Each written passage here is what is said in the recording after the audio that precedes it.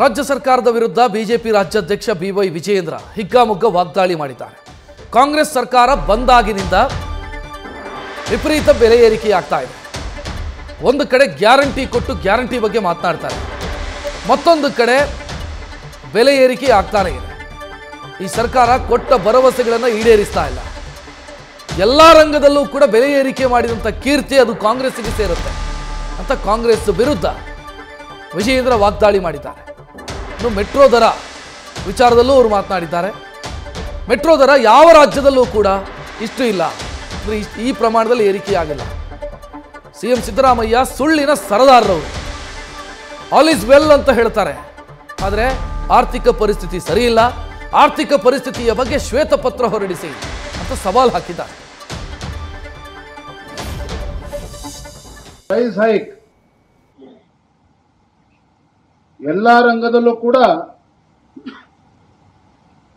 ದರವನ್ನು ಹೆಚ್ಚನ್ನು ಮಾಡಿರ್ತಕ್ಕಂಥ ಕೀರ್ತಿ ಕಾಂಗ್ರೆಸ್ ಸರ್ಕಾರಕ್ಕೆ ಸಲ್ತದೆ.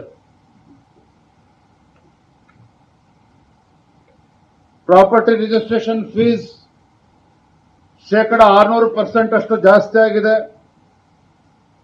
Property guidance value it's up by 30%. 30% ಪ್ರಾಪರ್ಟಿಗಳ ಆಸ್ತಿಗಳ ಗೈಡೆನ್ಸ್ ವ್ಯಾಲ್ಯೂ ಕೂಡ ಜಾಸ್ತಿ ಆಗಿದೆ.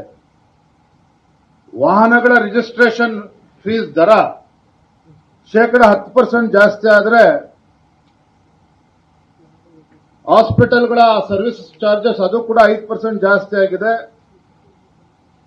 ಎಲೆಕ್ಟ್ರಿಸಿಟಿ ಟ್ಯಾರಿಫ್ ವಿದ್ಯುತ್ ದರ 14.5% ಅಷ್ಟು ಜಾಸ್ತಿ ಆಗಿದೆ. ನೀರಿನ ದರ 30% ಜಾಸ್ತಿ ಆಗಿದೆ. ಹಾಲಿನ ದರ 15% ಜಾಸ್ತಿ ಆಗಿದೆ. ಬಸ್ಸಿನ ದರ ಕೂಡ 15% ಜಾಸ್ತಿ ಈಗಾಗಲೇ ಆಗಿದೆ. ಆದರೆ ಮತ್ತೊಂದು ಕಡೆ ಕಾಂಗ್ರೆಸ್ ಸರ್ಕಾರ ಬಂದು 2 ವರ್ಷಗಳಲ್ಲಿ ಎರಡನೇ ಬಾರಿಗೆ ಮತ್ತೆ ಹಾಲಿನ ದರ ಜಾಸ್ತಿ ಮಾಡಬೇಕು, ವಿದ್ಯುತ್ ದರವನ್ನು ಜಾಸ್ತಿ ಮಾಡಬೇಕು, ಈ ರೀತಿ ಚರ್ಚೆಗಳು ಸರ್ಕಾರ ಮಟ್ಟದಲ್ಲಿ ಈಗಾಗಲೇ ಪ್ರಾರಂಭ ಆಗಿದೆ. ಒಟ್ಟಾರೆಯಾಗಿ ನಮ್ಮ ರಾಜ್ಯದಲ್ಲಿ ಕಾಂಗ್ರೆಸ್ ಸರ್ಕಾರ ಅಥವಾ ಸಿದ್ದರಾಮಯ್ಯ ನೇತೃತ್ವದ ಕಾಂಗ್ರೆಸ್ ಸರ್ಕಾರ ಬಂದ ನಂತರದಲ್ಲಿ 1,90,000 ಕೋಟಿಯಷ್ಟು ಹೊಸ ಸಾಲವನ್ನ ಈ ಕಾಂಗ್ರೆಸ್ ಸರ್ಕಾರ ಮಾಡಿದೆ ಅಂತಕ್ಕಂಥದ್ದು ಈ ನಾಡಿನ ಜನ ಇವತ್ತು ಗಮನಿಸಬೇಕಾಗಿದೆ.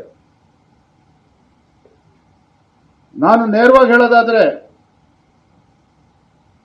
ಹಿಂದೆಂದೂ ಕೂಡ ಕಂಡು ಕೇಳರಿಯದಂತ ಕೆಟ್ಟ ಪರಿಸ್ಥಿತಿಗೆ ರಾಜ್ಯ ತಲುಪಿದೆ. ಕಳೆದ ಸಾರ್ವತ್ರಿಕ ಚುನಾವಣೆ ಮುಂಚಿತವಾಗಿ ತಮ್ಮ ಮ್ಯಾನಿಫೆಸ್ಟೋಲ್ ಹೇಳಿದ್ರಿ, ಪ್ರತಿ ತಿಂಗಳು ಏನು ತಾವು ಕೊಟ್ಟಂತ ಗ್ಯಾರಂಟಿಗಳು ಭರವಸೆಗಳನ್ನು ಈಡೇರಿಸ್ತೇವೆ ಅಂತೇಳಿ.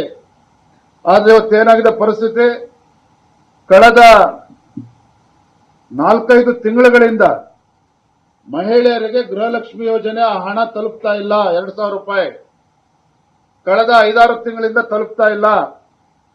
ಕಳೆದ 6 ತಿಂಗಳಿಂದ 5 ಕೆಜಿ ಅಕ್ಕಿಯ ಬದಲಾಗಿ ಹಣವನ್ನ ಟ್ರಾನ್ಸ್ಫರ್ ಮಾಡ್ತಿದ್ರೆ ಅದನ್ನು ಕೂಡ ಕೊಡೋದಕ್ಕೆ ಸಾಧ್ಯ ಆಗ್ತಾ ಇಲ್ಲ. ಹಾಗಾಗಿ 5 ಕೆಜಿ ಅಕ್ಕಿ ಹಣವನ್ನು ಕೂಡ ಕೊಡ್ತಾ ಇಲ್ಲ. ಮೊನ್ನೆ ಪ್ರಹ್ಲಾದ್ ಜೋಶಿ ಅವರು ಹೇಳಿದ್ದಾರೆ, ಕೇಂದ್ರದ ನಮ್ಮ ಸಚಿವರು ಏನ್ ಹೇಳಿದ್ದಾರೆ ಪ್ರಹ್ಲಾದ್ ಜೋಶಿ ಅವರು, ಕೇಂದ್ರ ಸರ್ಕಾರ ಅಕ್ಕಿಯನ್ನ ಕೆಜಿಗೆ ಕನಿಷ್ಠ ಬೆಲೆಗೆ 22 ರೂಪಾಯಿ 50 ಪೈಸಕ್ಕೆ ನಾವು ಕೊಡೋದಕ್ಕೆ ತಯಾರಿದ್ದೇವೆ. ಆದರೆ ರಾಜ್ಯ ಸರ್ಕಾರ ತಯಾರಿಲ್ಲ. ಕಾರಣ ಅದಕ್ಕೆ ಹೊಂದಿಸೋದಕ್ಕೆ ಹಣ ಇಲ್ಲ ರಾಜ್ಯ ಸರ್ಕಾರಕ್ಕೆ. ಹಾಗಾಗಿ ಈ ರಾಜ್ಯ ಸರ್ಕಾರಕ್ಕೆ, ಮಾನ್ಯ ಮುಖ್ಯಮಂತ್ರಿಗಳಿಗೆ ತಾವು ಕೊಟ್ಟಂತ ಭರವಸೆಗಳನ್ನ, ಗ್ಯಾರಂಟಿಗಳನ್ನು ಕೂಡ ಈಡೇರಿಸೋದಕ್ಕೆ ಸಾಧ್ಯ ಆಗ್ತಾ ಇಲ್ಲ. ರಾಜ್ಯದ ಹಣಕಾಸಿನ ಪರಿಸ್ಥಿತಿ ಅಧೋಗತಿಗೆ ಬಂದು ತಲುಪಿದೆ. ಹಿಂದೆ ಯಾವುದೇ ಸರ್ಕಾರದಲ್ಲಿ ಸರ್ಕಾರಿ ನೌಕರಿಗೆ ಸಂಬಳವನ್ನು ಕೊಡೋದಕ್ಕೆ ಸಾಧ್ಯ ಆಗದೆ ಇರತಕ್ಕಂತ ಒಂದು ಪರಿಸ್ಥಿತಿ ನಿರ್ಮಾಣ ಆಗಿದೆ ಅಂತ ಹೇಳಿದ್ರೆ, ಇಂದಿನ ಸಚಿವರು ಹೇಳಿದ ಹಾಗೆ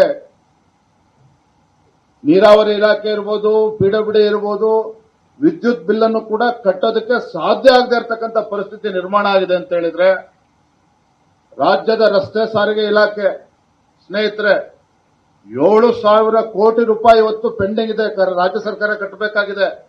ತನ್ನ ಶಕ್ತಿ ಯೋಜನೆ ಏನಿದೆ ಆ ಶಕ್ತಿ ಯೋಜನೆಗೆ ಸುಮಾರು 7,000 ಕೋಟಿ ರಾಜ್ಯ ರಸ್ತೆ ಸಾರಿಗೆ ಇಲಾಖೆಗೆ ರಾಜ್ಯ ಸರ್ಕಾರದಿಂದ ಕೊಡಬೇಕಾಗಿದೆ. ಆ ಹಣವನ್ನು ಕೂಡ ರಾಜ್ಯ ಸರ್ಕಾರಕ್ಕೆ ಕೊಡೋದಕ್ಕೆ ಸಾಧ್ಯ ಆಗಿಲ್ಲ. ಇದರ ಪರಿಣಾಮ ಏನಪ್ಪಾ ಅಂತ ಹೇಳಿದ್ರೆ, KSRTC is on the verge of closure. ರಾಜ್ಯ ರಸ್ತೆ ಸಾರಿಗೆ ಇಲಾಖೆ ಇವತ್ತು ಬಾಗಿಲನ್ನ ಮುಚ್ಚಾಕ್ತಕ್ಕಂಥ ಪರಿಸ್ಥಿತಿ ನಿರ್ಮಾಣ ಆಗಿದೆ. ಮತ್ತೊಂದು ಕಡೆ ಮೆಟ್ರೋ ದರ, ದೇಶದಲ್ಲಿ ಯಾವುದೇ ರಾಜ್ಯ ಏಕಾಏಕಿ ಈ ಮಟ್ಟದಲ್ಲಿ ಮೆಟ್ರೋ ದರವನ್ನು ಏರಿಸತಕ್ಕಂಥ ದುಸ್ಸಾಹಸಕ್ಕೆ ಕೈ ಹಾಕಿರಲಿಲ್ಲ. ಆದರೆ ಕರ್ನಾಟಕದಲ್ಲಿ ಮಾತ್ರ ಇವತ್ತು ಮೆಟ್ರೋ ದರವನ್ನು ಜಾಸ್ತಿ ಮಾಡಬೇಕು. ಬೆಂಗಳೂರಿನಲ್ಲಿ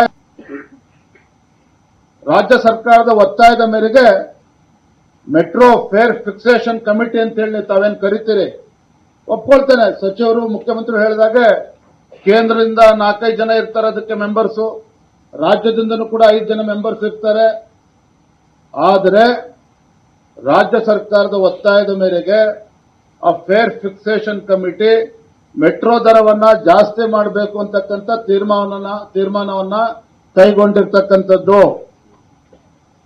ಮತ್ತೊಂದು ವಿಚಾರದಲ್ಲಿ ಹೇಳ್ತೇನೆ, ಇವತ್ತು ಮೆಟ್ರೋ ದರವನ್ನ ಜಾಸ್ತಿ ಮಾಡಬೇಕು ಅಂತೇಳಿ ತಮಿಳುನಾಡು ಸರ್ಕಾರ ಒತ್ತಾಯ ಮಾಡಿಲ್ಲ, ಅಲ್ಲೇನು ಜಾಸ್ತಿ ಆಗಿಲ್ಲ. ಚೆನ್ನೈಯಲ್ಲಿ ಮೆಟ್ರೋ ದರ ಜಾಸ್ತಿ ಆಗಿಲ್ಲ, ದೆಹಲಿನಲ್ಲಿ ಮೆಟ್ರೋ ದರ ಜಾಸ್ತಿ ಆಗಿಲ್ಲ, ಕಲ್ಕಟ್ಟಾದಲ್ಲಿ ಮೆಟ್ರೋ ದರ ಜಾಸ್ತಿ ಆಗಿಲ್ಲ, ಲಕ್ನೋದಲ್ಲಿ ಮುಂಬೈಲಿ ಮೆಟ್ರೋ ದರ ಜಾಸ್ತಿ ಆಗಿಲ್ಲ. ವೈ ಓನ್ಲಿ ಕರ್ನಾಟಕ ಪರಿಶಿಷ್ಟ ಜಾತಿ ಪರಿಶಿಷ್ಟ ಪಂಗಡದವರಿಗೆ ಗವರ್ಮೆಂಟ್ ಕಾಂಟ್ರಾಕ್ಟ್ಗಳಲ್ಲಿ 1 ಕೋಟಿ ರೂಪಾಯಿ ತನಕ ಅವರಿಗೆ ಅವಕಾಶ ಇತ್ತು. ಅದನ್ನು 2 ಕೋಟಿ ರೂಪಾಯಿಗೆ ಏರಿಸ್ತೇವೆ ಅಂತೇಳಿ ನಿನ್ನೆ ಸಿದ್ದರಾಮಯ್ಯನವರು ಹೇಳ್ತಾ ಇದ್ದಾರೆ, ಮುಖ್ಯಮಂತ್ರಿಗಳು ಹೇಳ್ತಾ ಇದ್ದಾರೆ. ಸ್ವಾಮಿ ಸಿದ್ದರಾಮಯ್ಯನವರೇ, ಯಾರ ಕಿವಿಗೆ ಹೂ ಮುಟ್ಸ್ತಕ್ಕಂಥ ಕೆಲಸ ಮಾಡ್ತಾ ಇದ್ದೀರಿ? ಈ ಸರ್ಕಾರದ ಯೋಗ್ಯತೆಗೆ ಒಂದು ಗುಂಡಿ ಮುಚ್ಚೋದಕ್ಕೆ ಸಾಧ್ಯ ಇಲ್ಲ. ಬೆಂಗಳೂರಿನಲ್ಲಿ, ರಾಜ್ಯದಲ್ಲಿ ಅಂಡರ್ಗ್ರೌಂಡ್ ಟನಲ್ ರೋಡ್ ಬಗ್ಗೆ ಮಾತನಾಡ್ತಾ ಇದ್ದೀರಿ. ಗುಂಡಿ ಮುಚ್ಚೋದಕ್ಕೆ ಹಣ ಇಲ್ಲ. ಕಾಂಗ್ರೆಸ್ ಸರ್ಕಾರ ಬಂದಾಗಿಂದ ಯಾವುದೇ ಒಂದು ಹೊಸ ಯೋಜನೆ ನೀವು ಘೋಷಣೆ ಮಾಡಿಲ್ಲ. ರಾಜ್ಯದಲ್ಲಿ ಯಾವುದೇ ಒಂದು ಅಭಿವೃದ್ಧಿ ಕೆಲಸ ಕಾರ್ಯಗಳು ಆಗ್ತಾ ಇಲ್ಲ. ಯಾವುದೇ ಶಾಸಕರಿಗೆ ತಮ್ಮ ಕ್ಷೇತ್ರದ ಅಭಿವೃದ್ಧಿಗೋಸ್ಕರ ಅನುದಾನವನ್ನು ನೀವು ಕೊಟ್ಟಿಲ್ಲ. ನೀವು ಹೇಳ್ತೀರಿ 1 ಕೋಟಿ ಬದಲು 2 ಕೋಟಿ ರೂಪಾಯಿಯಷ್ಟು ಗವರ್ಮೆಂಟ್ ಕಾಂಟ್ರಾಕ್ಟ್ ಅನ್ನ ಪರಿಶಿಷ್ಟ ಜಾತಿ ಪರಿಶಿಷ್ಟ ಪಂಗಡದವರಿಗೆ ಮೀಸಲಿಡ್ತೀರಿ ಅನ್ನೋ ಮತ್ತೊಂದು ಸುಳ್ಳನ್ನ ಆ ಸಮುದಾಯಗಳಿಗೆ ನೀಡ್ತಾ ಇದ್ದೀರಿ. ಇದು ಅಕ್ಷಮ್ಯ ಅಪರಾಧ. ಇವತ್ತು ಮೊನ್ನೆ ನಮ್ಮ ವಿರೋಧ ಪಕ್ಷದ ನಾಯಕರು ಸರಿಯಾಗಿ ಹೇಳಿದ್ದಾರೆ, ಚಲವಾದಿ ನಾರಾಯಣ ಸ್ವಾಮಿ ಅವರು. ಇವತ್ತು ಎಲ್ಲಿ ಏನ್ ಕ್ರೋಢೀಕರಣ ಆಗ್ತಾ ಇದೆ, ಆ ಹಣ ಎಲ್ಲಿ ಹೋಗ್ತಾ ಇದೆ, ಎಲ್ಲಿ ಉಪಯೋಗ ಆಗ್ತಾ ಇದೆಯೋ ದುರುಪಯೋಗ ಆಗ್ತಾ ಇದೆಯೋ,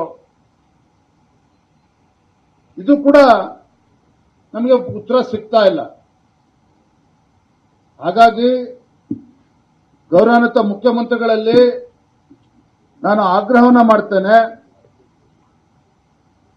ಆಲ್ ಈಸ್ ವೆಲ್ ಈ ನಾಟಕವನ್ನ ಬದಿಗಿಡಿ.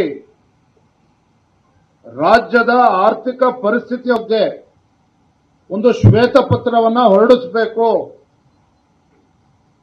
ರಾಜ್ಯದ ಆರ್ಥಿಕ ಪರಿಸ್ಥಿತಿಯ ಬಗ್ಗೆ ಒಂದು ಶ್ವೇತಪತ್ರವನ್ನ ಹೊರಡಿಸಬೇಕು ಅಂತ ಹೇಳಿ ಈ ರಾಜ್ಯದ ಮುಖ್ಯಮಂತ್ರಿಗಳನ್ನ ಆಗ್ರಹವನ್ನ ಮಾಡ್ತಾ ಇದ್ದೇನೆ. ನ್ಯೂಸ್ ಫಸ್ಟ್ ನಿರ್ಭೀತಿಯಿಂದ ನಿಮ್ಮ ಪರವಾಗಿ.